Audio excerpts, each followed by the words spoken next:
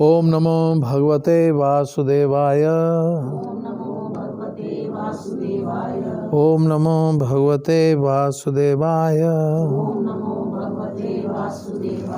ओम नमो भगवते वासुदेवाय। श्री भगवान उवाच। श्री भगवान ने कहा,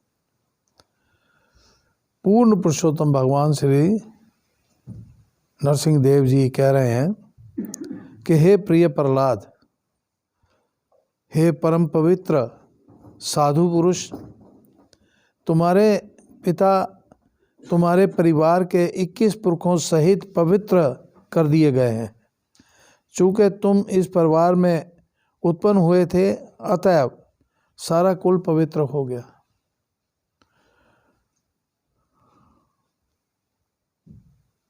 तो ये मेरा ख्याल पढ़ लिया था हमने।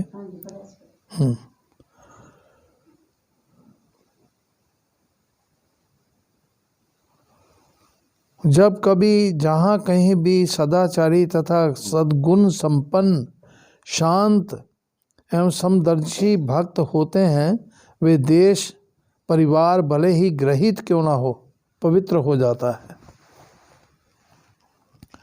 जहाँ भी उदात्त भक्त ठहरते हैं, न केवल वे तथा उनके कुल अपितु समूचा देश पवित्र हो जाता है।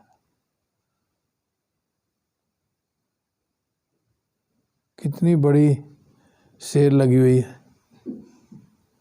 हाँ, कितना बड़ा एडवांटेज है कि भगवान की भक्ति करने से पूरा देश पवित्र हो जाता है। देश मतलब को जिस एरिया में रह रहा है वो सारा समाज सारा पवित्र हो जाता है। तो हे दैत्यराज प्रहलाद, मेरी भक्ति में अनुरक्त रहने के कारण मेरा भक्त उच्च तथा निम्न जीवों में भेदभाव नहीं बरतता। उच्च तथा निम्न जीव कोटियाँ तो अनेकों हैं, 84 लाख प्रकार के जीव हैं। तो निम्न योनियाँ भी हैं और उच्च योनियाँ भी हैं। देव योनि उच्च योनि है और निम्न योनियाँ तो हैं ही हैं। तो एक भक्त के लिए किसी भी योनि में वो शरीर को नहीं देखता। एक भक्त शरीर को ना देखते हुए जीव आत्मा को अनुभव करता है, सब सर्वत्र जीवात्मा को अनुभव करता है और समस्त जीवात्माओं के कल्याण के लिए, समस्त जीवात्माओं के कल्याण के लिए सदैव तत्पर रहता है। तो वह किसी प्रकार से वह किसी से भी ईर्ष्या नहीं करता। ईर्ष्या एक बहुत बड़ा रोग है। ईर्ष्या क्यों होती है? क्या कारण है ईर्ष्या होने का? अहंकार के कारण ईर्ष्या होती है कि कोई मेरे जैसा कैसे बन जाए, मैं सर्वोत्तम हूँ। हर व्यक्ति ये सोचता है मैं सर्वोत्तम हूँ, लेकिन वास्तव में सर्वोत्तम कोई नहीं है। सर्वोत्तम केवल भगवान है और भगवान के भक्त हैं। जो भक्ति करता है वो सर्वोत्तम, भगवान के गुण उसमें आ जाते हैं, देवी गुण उसमें आ जाते हैं। लेकिन जो भक्ति नहीं करता वो धूर्त है और दुष्ट है, पखंडी है। तो जो तुम्हारे आदर्श का अनुसरण करेंगे वे स्वभावतः मेरे शुद्ध भक्त हो जाएंगे। एक भगवान वरदान दे रहे हैं एक तरह से कि जो तुम्हारे आदर्श का अनुसरण करेंगे वे स्वभावतः मेरे शुद्ध भक्त हो जाएंगे। तुम मेरे भक्त का सर्वोत्कृष्ट उदाहरण हो, सर्वोच्च उदाहरण हो, सबसे बढ़िया भक्त हो और अन्य लोगों को तुम्हारे पद चिन्हों का अनुसरण करना चाहिए। पद चिन्हों का अनुसरण करने का क्या अर्थ है?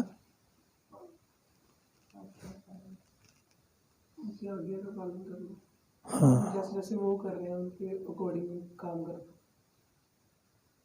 नहीं, वो जो कर रहे हैं वैसे नहीं कर सकते हैं, उनकी आज्ञा का पालन करना।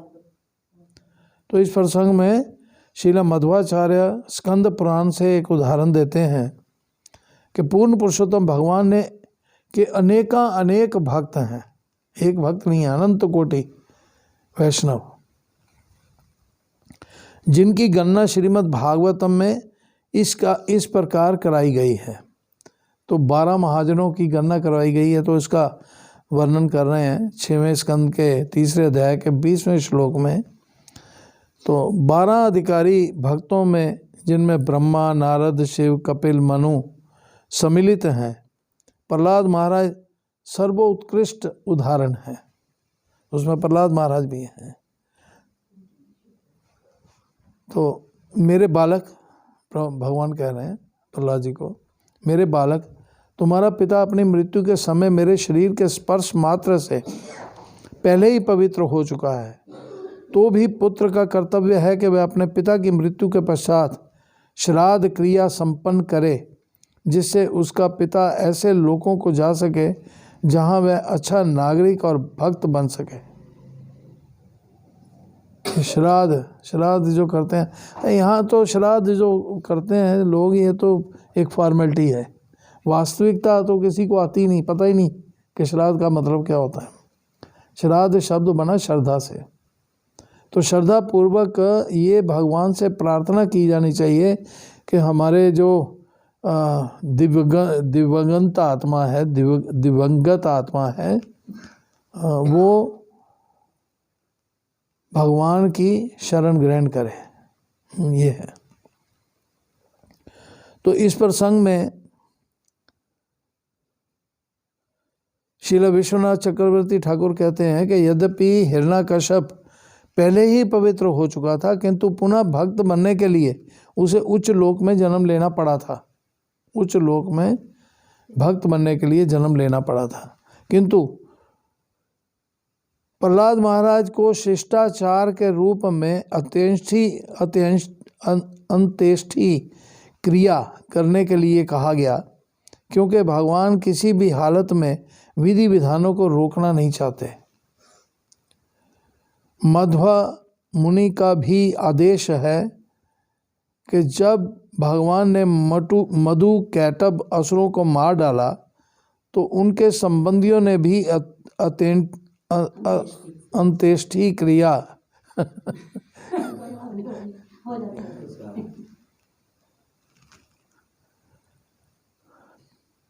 कई बार जुबान सेट नहीं होती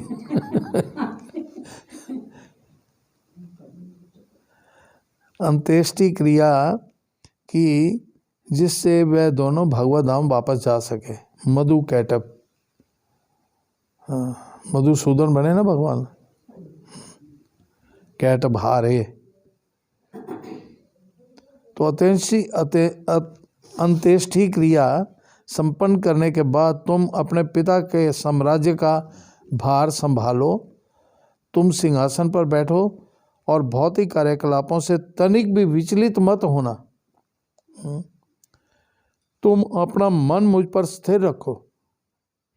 ये भगवान गीता में भी यही बात कहें, यहाँ भी भगवान यही बात कह रहे हैं, मन मेरे लगाओ, हर समय मन मेरे में लगाओ। कैसी भी परिस्थिति हो, अच्छी हो बुरी हो, हाँ, रोवो मत, मन मेरे में लगाओ, तनिक भी विचलित नहीं होना। तुम शिष्टाचार के रूप में वेदों के आदेशों का उल्लंघन किए बिना, शिष्टाचार, ये शिष्टाचार है, कि वेदों में जो क्रियाएं करने के लिए कहा गया है उनको अपनाना और अपना विहित कार्य, जो वेदों के द्वारा विहित कार्य है, वो करना। अर्थात जो भगवान कह रहे हैं धर्म तो साक्षात भगवत प्रणीतम, तो जो भगवान की आज्ञा है उसका पालन करते रहना। भगवान की आज्ञा को ये नहीं है नहीं मैं तो नहीं कर सकता, ऐसा नहीं। तो जब कोई भक्त बन जाता है तो वैदिक विधि विधानों के प्रति उसका कोई कर्तव्य नहीं रह जाता, क्योंकि भक्ति में क्या होता है, केवल भगवान की आज्ञा का पालन होता है। नो डाउट वैदिक जो वेद हैं उसमें जो कुछ भी कहा गया है वो भगवान ने ही कहा है, भगवान से ही प्रकट है, लेकिन वो जो भक्त नहीं है उन लोगों के लिए वो सब चीज़ें हैं। कर्मकांड, वेदों में कर्म कांडों की दुहाई दी गई है, तो वो शनै शनै क्रमशः जीवात्मा के उत्थान के लिए है। उत्थान प्रगति को कहते हैं ना, उत्थान के लिए है।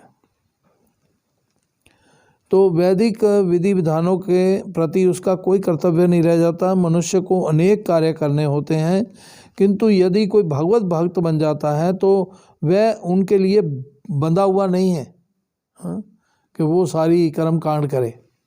जैसा कि श्रीमद् भागवत में कहा गया है, जिसने भगवान के चरण कमलों में शरण ले ली है वे अपने पूर्वजों, ऋषियों, मानव समाज, सामान्य व्यक्ति या किसी भी जीव का ऋणी नहीं रह जाता। नहीं तो हमारे पर बहुत सारे ऋण है, ऋषि ऋण है, माता पिता का ऋण है, देवताओं का ऋण है, जीवों का ऋण है, पृथ्वी का ऋण है, जल का ऋण है, जितने भी तत्व हैं सबका ऋण है। तो वो सब ऋण उतारने पड़ते हैं।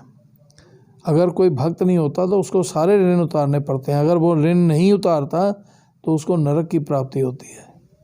लेकिन भक्ति करने से जो भगवान की शरण ग्रहण कर लेता है उससे कोई भी ऋण उसके ऊपर शेष नहीं रह जाता। पूर्ण रूप से भगवान उसको पार कर देते हैं। तो भी पूर्ण पुरुषोत्तम भगवान ने प्रहलाद महाराज को विधि विधान पालन करने की सलाह दी, क्योंकि वे राजा बनने जा रहे थे और अन्य लोग उनका अनुसरण करना, क्योंकि बड़े आदमी जो करते हैं बाकी सब उसका अनुसरण करते हैं, तो राजा बनने जा रहे थे। इसलिए दूसरों के कल्याण के लिए उन्होंने कहा कि तुम वैदिक क्रियाओं का पालन करो। इस तरह भगवान नरसिंह देव ने प्रहलाद महाराज को अपने राजनीतिक कार्यों में जुट जाने की सलाह दी, जिससे लोग भगवत भक्त बन सकें। राजा का कार्य क्या है, एक लीडर का कार्य क्या है, दूसरों को भी भक्ति में लगाना।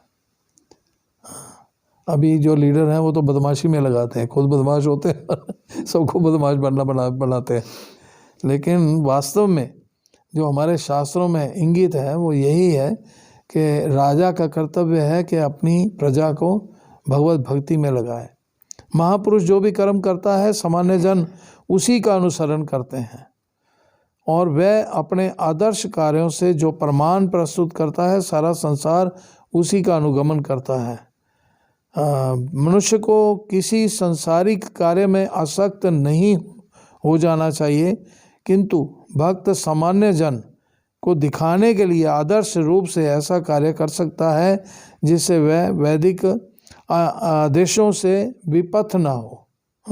ये नहीं कि बाकी लोग तो भक्त नहीं है, उसके जैसे तो नहीं है, लेकिन वो अपने उदाहरण से बाकी लोगों को प्रगति करना, भक्ति में प्रगति करना सिखाता है, जैसे कि शास्त्रों में दिया गया है। तो श्री नारद मुनि ने आगे कहा कि इस प्रकार पुरुषोत्तम भगवान की आज्ञा अनुसार प्रहलाद महाराज ने अपने पिता की अंत्येष्टि क्रिया संपन्न की, और हे राजा युधिष्ठिर, तब उसे हिरण्यकश्यप के राज सिंहासन पर ब्राह्मणों के निर्देशा अनुसार पदारूढ़ कर दिया गया। तो ये आवश्यक है कि समाज 4 प्रकार के सामाजिक वर्गों ब्राह्मण, क्षत्रिय, वैश्य और शूद्र में विभाजित हो। यहाँ हम देखते हैं कि यद्यपि प्रहलाद महाराज सभी प्रकार से पूर्ण थे, किंतु उन्होंने ब्राह्मणों के आदेशों का पालन किया। वास्तव में ब्राह्मण नाम के ब्राह्मण, तथाकथित ब्राह्मण नहीं है, वास्तविक ब्राह्मण है। और चूंकि प्रहलाद महाराज पूर्ण थे, पूर्ण मतलब भक्त थे, पूर्णता को प्राप्त थे, फिर भी वो ब्राह्मणों का सम्मान, पूरी तरह से सम्मान करते थे, और उन्होंने उनकी आज्ञा आदेशों का पालन किया, जिन्होंने वैदिक अनुष्ठान संपन्न कराए। अतएव समाज में अत्यंत बुद्धिमान वर्ग के नेता होने चाहिए, बुद्धिमान वर्ग के नेता होने चाहिए जो वैदिक ज्ञान में पटु हो, जिससे समग्र जनता को वैदिक नियमों का पालन करने के लिए मार्गदर्शन दे सकें और जनता क्रमशः पूर्ण बनकर भगवत धाम जाने के योग्य बन सके। मतलब मूल हर व्यक्ति का मूल कर्तव्य है कि भगवत भक्ति का प्रचार करे। बस अपने आप को प्रचार करे, अपने इर्द गिर्द प्रचार करे, अपने समाज में प्रचार करे, अपने शहर में प्रचार करे, अपने देश में प्रचार करे, पूरी पृथ्वी पर प्रचार करे, जैसे प्रभुपाद जी ने किया। प्रभुपाद जी उदाहरण है हमारे लिए। अन्य देवताओं से घिरे हुए ब्रह्मा जी का मुखमंडल चमक रहा था क्योंकि भगवान प्रसन्न थे, अतः उन्होंने दिव्य शब्दों से भगवान की स्तुति की।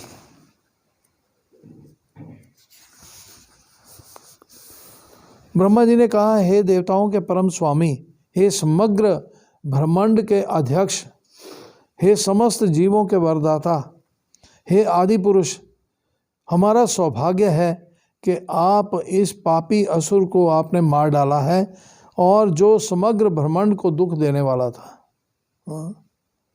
अहंकारी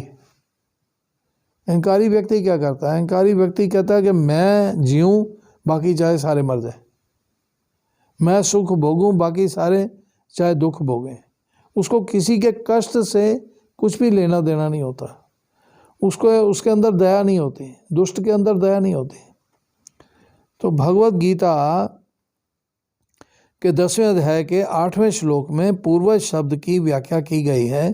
अहम सर्वस्व प्रभवो मतः सर्वम प्रवर्तते। ब्रह्मा समेत सारे देवता पूर्ण पुरुषोत्तम भगवान से प्रकट होते हैं, अतः समस्त कारणों के कारण आदि पुरुष श्री गोविंद हैं।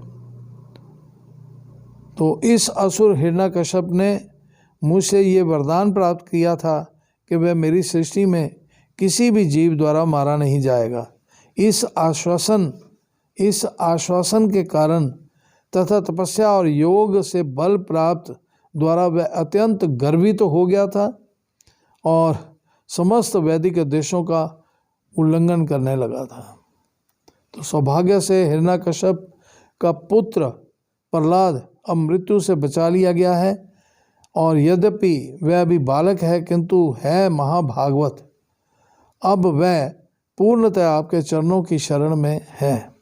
हे ईश्वर, हे पूर्ण पुरुषोत्तम भगवान, आप परमात्मा हैं। यदि कोई आपके दिव्य शरीर का ध्यान करता है, आप सभी प्रकार के भय से, यहाँ तक के आसन्न मृत्यु से, आसन्न जो मृत्यु आने बिल्कुल सर पे खड़ी है, उससे भी उसकी रक्षा करते हैं। हर एक की मृत्यु निश्चित है, क्योंकि कोई भी मृत्यु के हाथों से बच नहीं सकता, कोई भी नहीं बच सकता इस संसार में। ये मृत्यु पूर्ण पुरुषोत्तम भगवान का ही रूप है, भगवान ही उसको ध्यान तरण करते हैं। कोई भी जीव को जो शरीर खराब होता है तो उसको नया शरीर देने के लिए उसको निकालते हैं वहाँ से। खाली करो ये घर, ये मकान खाली करो। तो ये मृत्यु सर्वः चाहम, तो किंतु भक्त हो जाने पर उसकी सीमित आयु के अनुसार उसे मरना नहीं होता। हर एक की आयु सीमित है, किंतु परमेश्वर की कृपा होने से, जब भगवान कृपा करते हैं तो जीव की आयु बढ़ सकती है, क्योंकि भगवान किसी के भी कर्म फल को निरस्त कर सकते हैं, कर्म फलों को खत्म कर देते हैं। भगवान की भक्ति करने वाले के कर्म फल नष्ट हो जाते हैं। फिर उसको जो भी अगर दुख भी आता है, तकलीफ भी आती है, जो कुछ भी आता है, वो उसके कर्म फलों के कारण नहीं होता, वो भगवान की इच्छा से होता है। भगवान की इच्छा क्यों होती है? ऐसी दुख क्यों देने की होती है?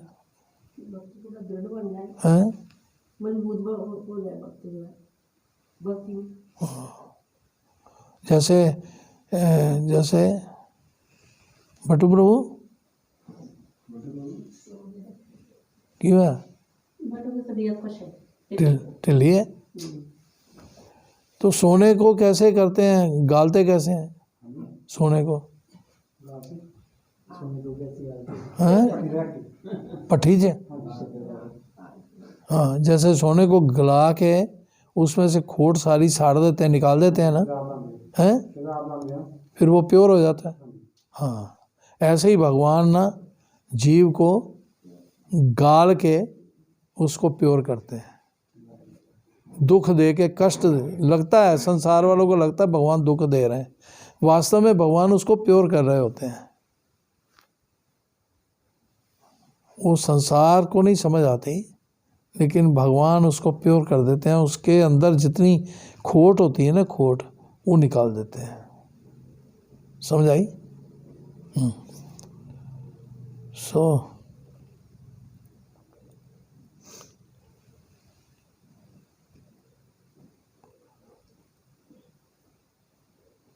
तो भक्त कर्म नियमों के अधीन नहीं होता, अतः परमेश्वर की अहेतु की कृपा से भक्त अपनी निर्धारित मृत्यु से भी बच सकता है।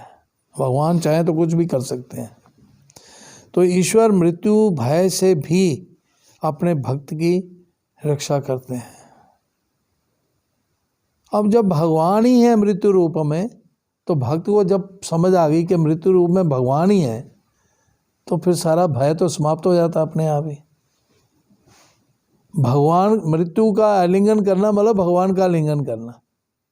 हाँ, जैसे वो बताया ना, प्रभुपाद जी कहते हैं कि एक बिल्ली चूहे को पकड़ती है तो मृत्यु रूप, उसको मृत्यु का भयानक रूप नज़र आता चूहे को दांत गाड़ती है, ख़त्म, उसका जीवन ख़त्म।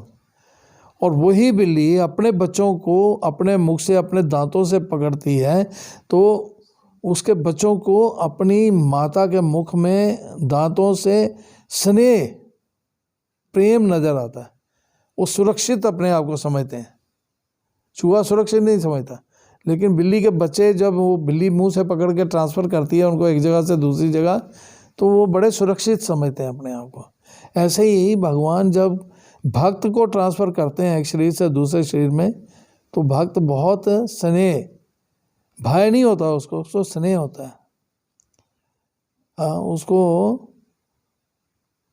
भगवान का क्या बोलते हैं उसको, सुरक्षा। हाँ, सुरक्षित होते हैं ये। तो भगवान ने उत्तर दिया, हे ब्रह्मा, हे कमल पुष्प के उत्पन्न महान प्रभु, कमल पुष्प से उत्पन्न महान प्रभु, भगवान कह रहे हैं, जिस प्रकार सांप को दूध पिलाना घातक होता है, हाँ, उसी तरह असुरों को वर प्रदान करना भी घातक होता है। कितने उदाहरण हैं। एक तो हिरण्यकश्यप उदाहरण है, एक और था विक्रासुर, वृकासुर। हाँ हाँ, वो क्या, जिसने हाथ सर पे रखने का वरदान, भस्मासुर। हाँ हाँ, तो उसने हाथ रखने का वरदान मांग लिया था कि मैं जिसके सर पे हाथ रखूँ वो भस्म हो जाए। हैं? हाँ, वो भी ऐसे ही था। हाँ, तो उसी तरह असुरों को वर प्रदान करना, तो भगवान अब कह रहे हैं, ब्रह्मा जी की क्लास ले रहे हैं कि आपने ये वरदान दिया था क्योंकि वह क्रूर और ईर्ष्यालु प्रकृति के होते हैं।